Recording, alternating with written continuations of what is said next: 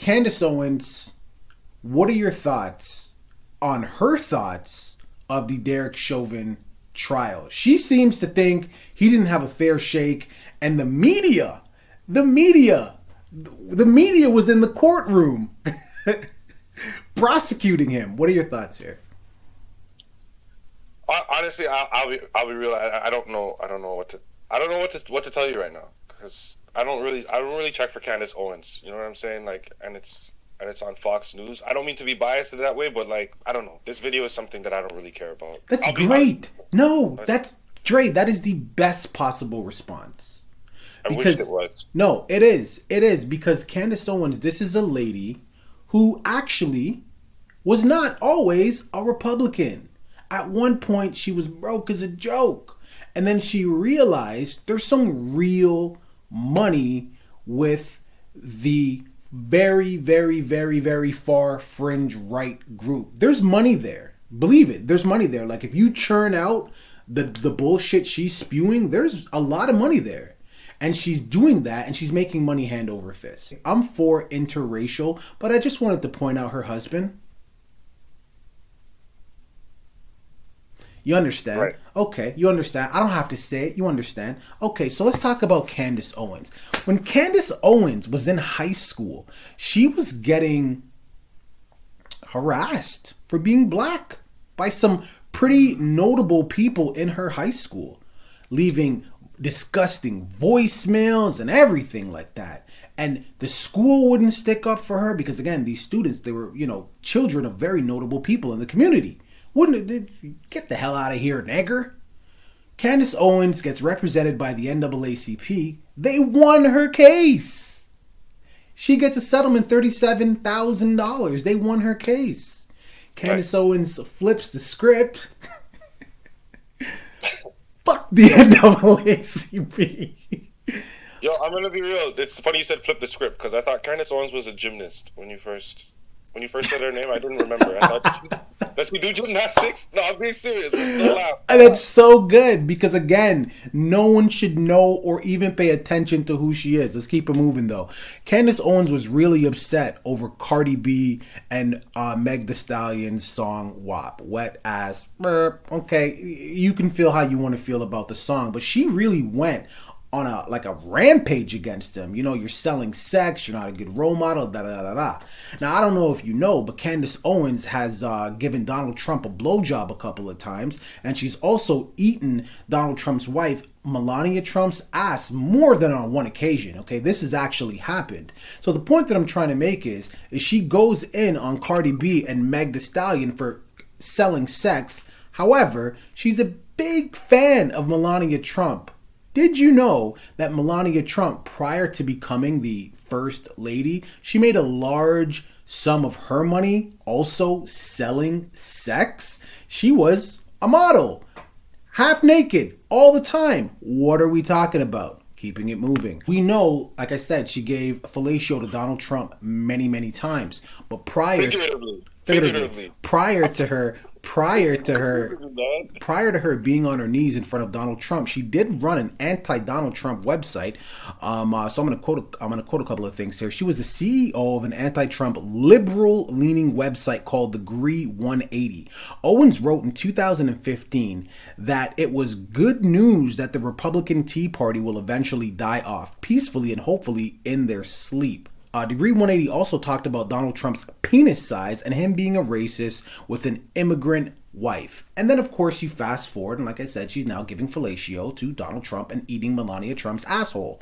Now, here's another interesting fact. Her thoughts on Hitler.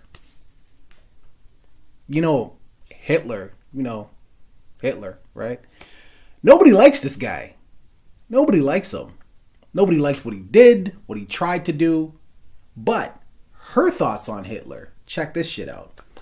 She said that people confuse what Hitler was doing with what they're trying to do in America, which is, nationalism, right? Holding it down for your country. She said the issue with Hitler was he was trying to do globalism. In other words, if he would have just stuck to Germany and then made all of Germany like super white and whatever, That would have been fine. But his issue was he tried to take it to the entire globe.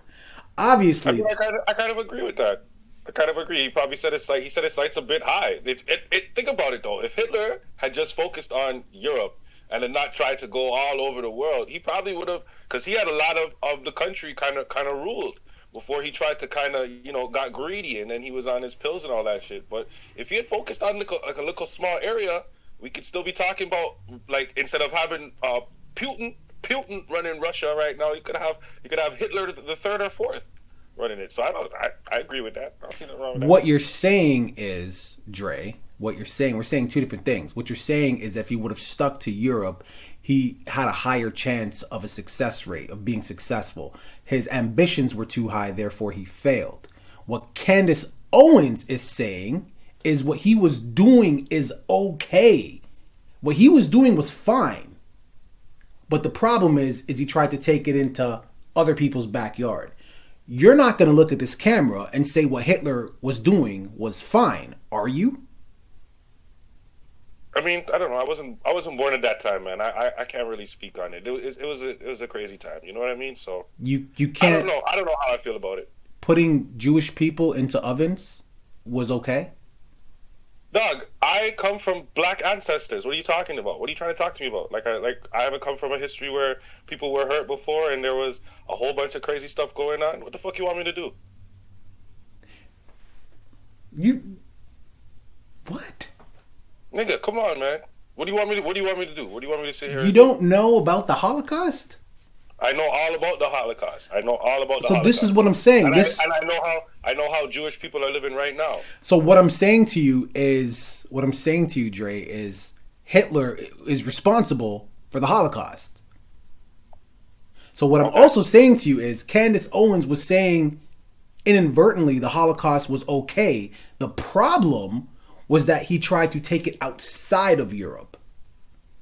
What are you saying? I'm gonna give you a chance. I'm gonna give you a bucket and a mop. I'm gonna give you a bucket and a mop. Hold on. I'm gonna give you a bucket and a mop. I'm gonna try to allow you to clean that up. Did I say the Holocaust was okay? No, I never said it was okay. Did I say what he did was right? No, I never said what he did was right or wrong. All I'm saying is if he had stuck to a small area and focused on his demographic that he needed to focus on, he probably would have been more successful. His failure came from his ambitions of trying to take over. Yeah, nobody's talking about his failure. We're talking about if it was right or wrong. That's why Candace Owens got drugged. She got drugged because she was trying to make it sound like it was like him killing Jewish people was okay. That's not what I took from what you said. What Candace Owens is saying is what he was doing is okay. What you're saying to me, the way you're saying it, I'm interpreting it totally different. What Candace Owens is saying is what he was doing is okay. Totally different. You're interpreting it that way, and that's the way you want to interpret it. I'm not interpreting it as her saying that the Holocaust was okay. Like I said multiple times, I'm interpreting it as her saying if he had just stuck to there, he would have been more successful. What Candace Owens is saying is what he was doing is okay. All right, the editing magic, you'll see what I'm talking about, Dre. I'm trying to help you out here and give you a little life jacket. You're taking the life jacket and throwing it back in the boat. So with that being said, rest in peace to George Floyd. Fuck Derek Chauvin.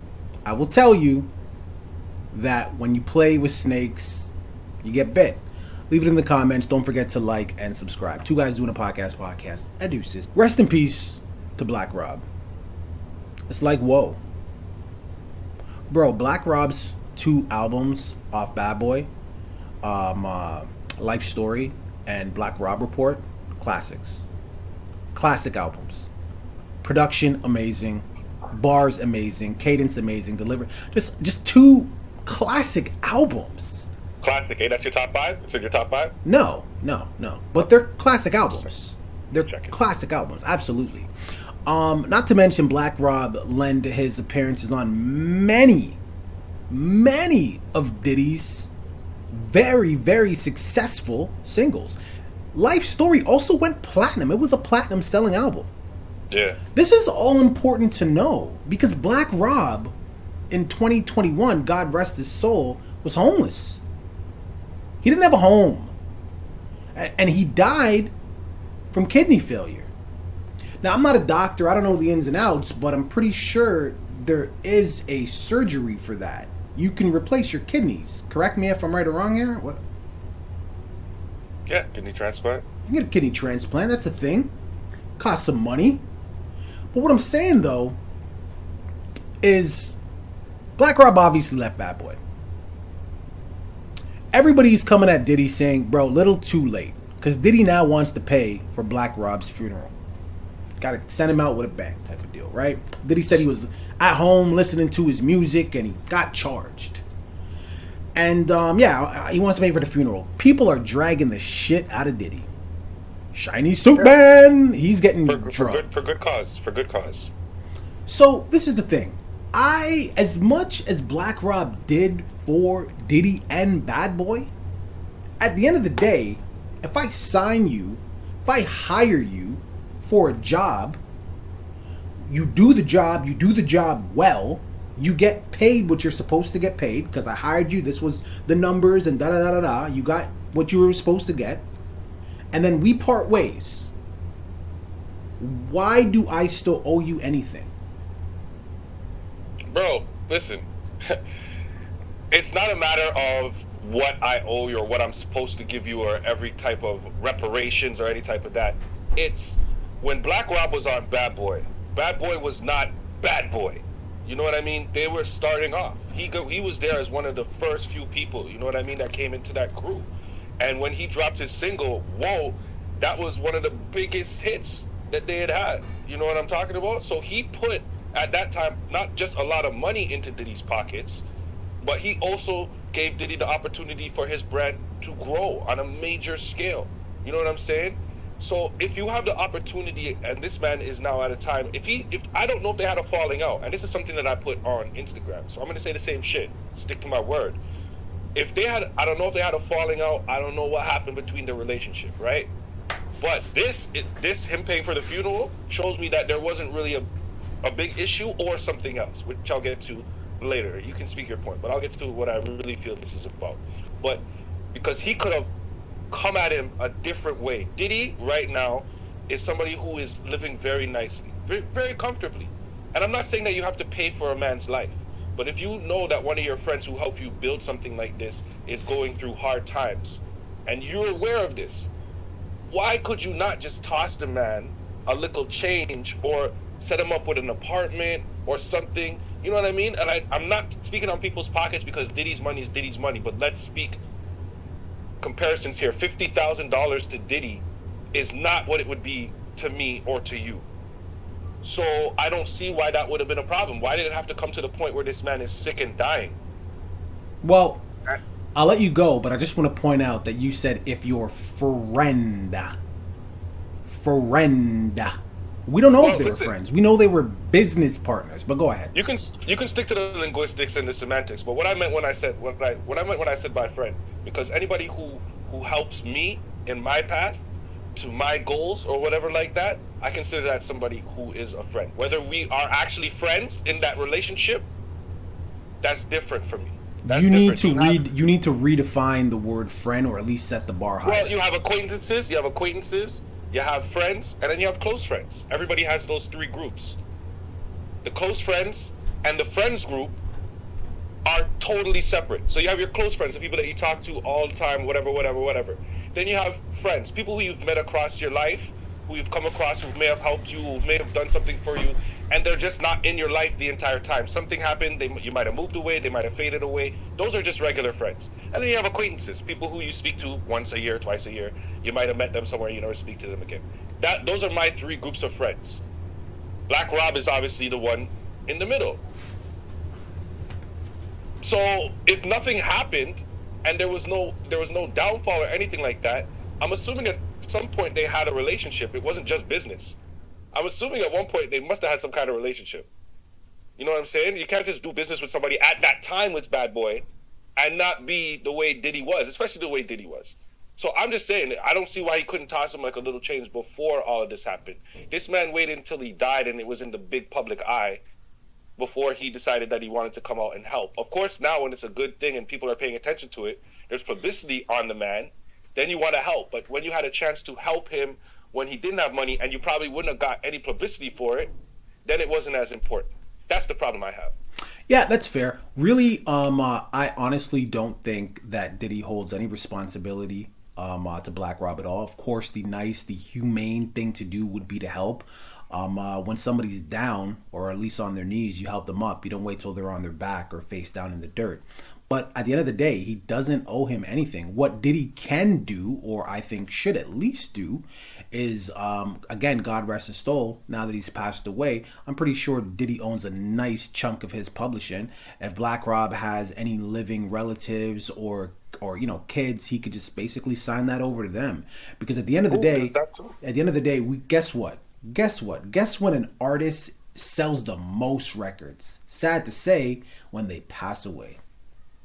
When DMX passed away, God rest his soul, DMX was on my iTunes trending for like a week.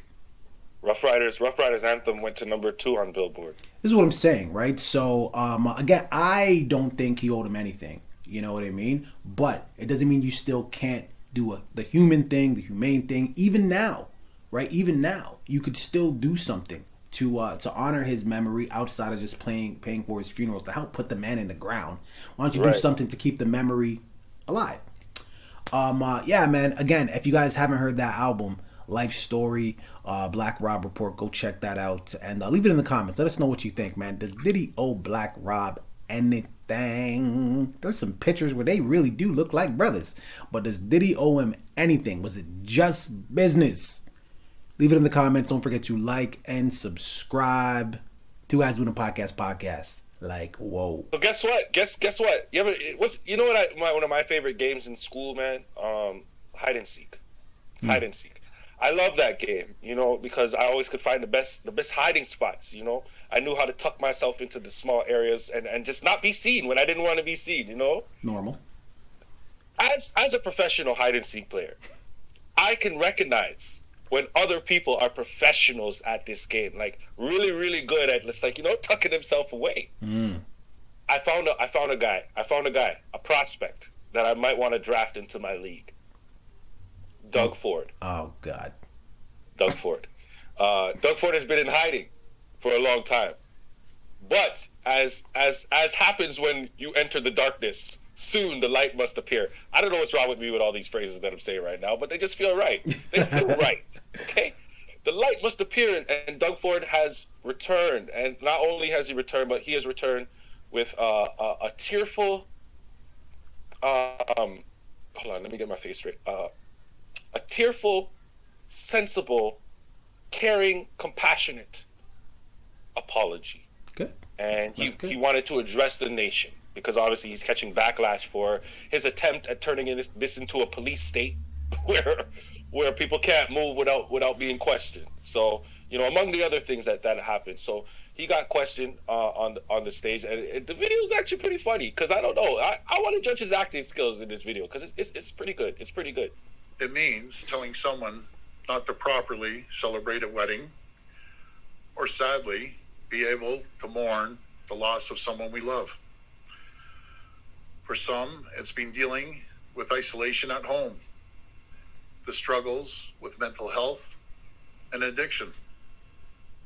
For others, it's been going to work, despite the stress of working in a job that puts you and your loved ones at a higher risk of getting COVID.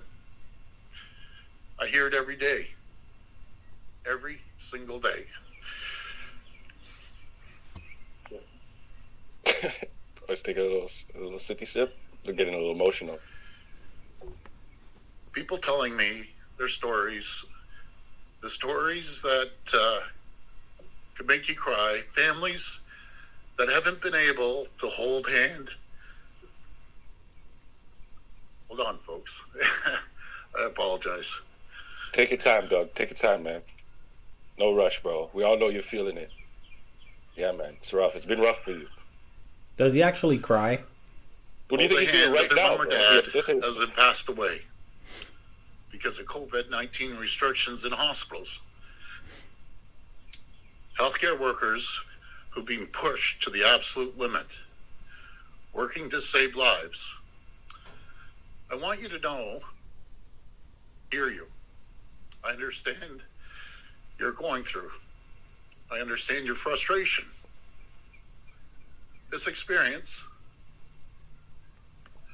this pandemic, is something that has affected every single person. Do you accept this tearful apology after watching that?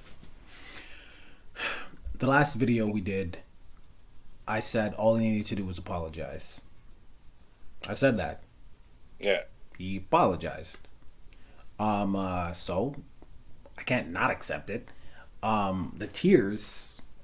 I mean, look, man. At the end of the day, when Mufasa died in Lion King, that made me cry. All right. So if I'm, Fordsy, and I got people, I'm hearing everything. You know what I mean? Regardless of what you think I'm doing right or wrong, I'm hearing every single sad story related to COVID that you can think about. I get it all. If Mufasa dying made me cry, that's gonna make me cry. Right? I don't know Ford's sensibilities. Were those real tears? Salty discharge? I don't know.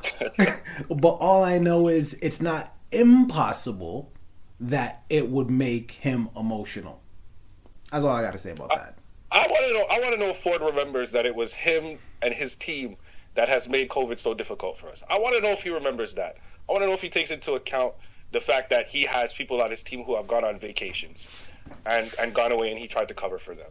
I want to know if Doug Ford has ever thought about the fact that his disappearance for these last few days, I have now heard 3 different reasons as to why. The latest being that he was in close contact with somebody with COVID and chose to self-isolate. As far as I know, self-isolation is 2 weeks. He's been gone 4 or 5 days. So, before that, of course, he was trying to learn to use the laptop. What are we doing? So, I don't know, man. I want to believe the tears, but I know this is a man who listens to his team.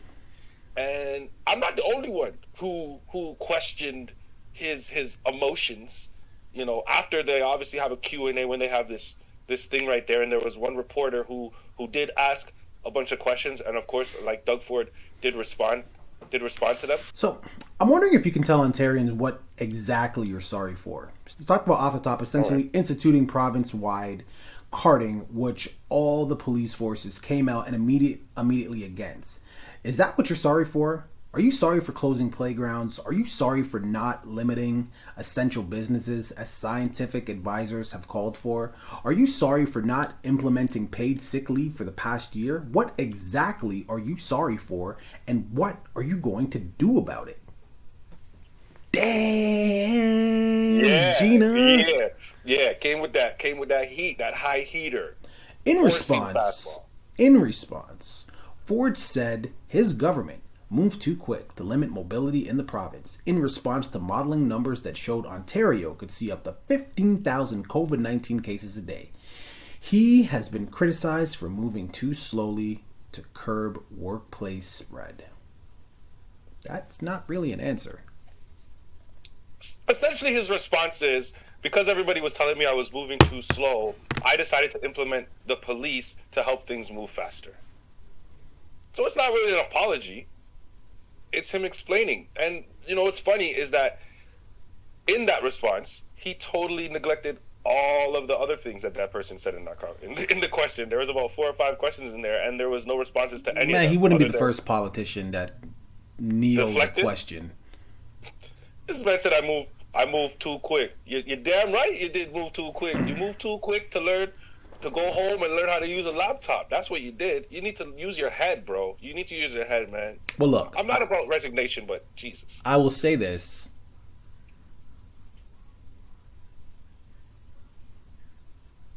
That's all I got to say. That's all I got to say. I got nothing. Tearful Doug Ford. My ass. But viewing public, what are your thoughts here, man? Did you buy the tears? Did you buy what he was selling? Well, it's not essential, so you actually can't buy it unless you order it online. Look, I don't think that they should yank them. Again, disagree, go to the previous video, you'll see why. But yeah, you certainly do need to explain yourself. You got some splaining to do. right? And he did a bad job of that. Yeah. So check this out, you guys. Next week, me and Dre are going to get vaccinated. So stay tuned. We're gonna stream that live, right, Dre? Yeah, man. Yeah, Chris is gonna get vaccinated, yo. Anyways, I'm gonna be there to watch. let me know what you guys think of Doug Ford's apology. She should go on an apology. Yo, he should have had Justin Bieber came out. Sorry. My man just did a live version of one of them YouTube apologies that these YouTubers be doing. That's what he just did. He just did it live. Well, put it this way: he's still in office, and he definitely will remain there. Listen, like I said what I had to say, which was nothing. So leave it in the comments. Let me know what you guys have to say, man. Don't forget to like and subscribe. Deucers. Thank you guys so much for watching that video. Don't forget to comment, like, and subscribe. Yo, Chris, we got to 200 subscribers, man. Finally. You know what I'm saying? But we don't want to stop there. We have a new goal. The new goal is 500 subscribers. So what I need you to do, I need you to like these videos over here. I need you to subscribe right here, man. Two guys doing the podcast, man.